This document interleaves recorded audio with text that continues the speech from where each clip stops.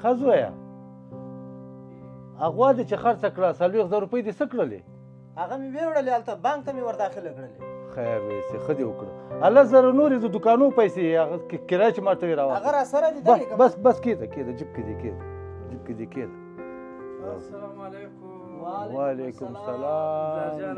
زویه خیر. پلار جانه نن ما یو سړی ولیدو ماشوم مې د ولږ یو تندې نه بیخي کمزوری شوی و زړه مې په ډېر زیات وخوږېدو خو هېڅ مې په وسه نه و. زویه هر څوک خپل قسمت لري مونږ باید چې خپل غم وخورو. اوس هغه دنیا نه ده پاتې. قسمت هغه وخت بدلیږي پلار جانه چې موږ د نورو د قسمت سبب شو. ته پوهېږې چې صدقه څه ده؟ صدقه خو د مال ورکول دي نور څه ده؟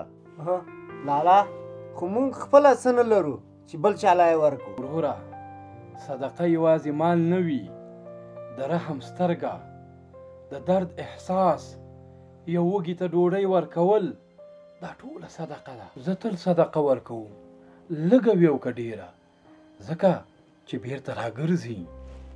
بیرته راګرځي؟ هغه څنګه؟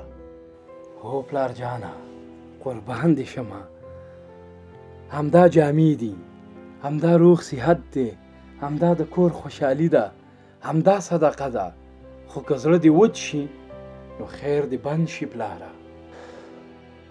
زه خو هم ډېر وچ شوی وم خو شکر دی دا د علم برکت دی.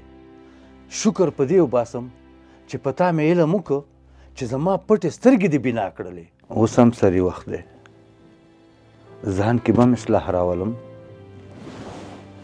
او د دې زوی تعلیم دې ته به مې ادامه ورکوم.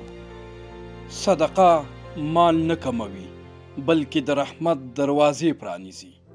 ښه انسان هغه دی چې د بل انسان درد احساس کړي.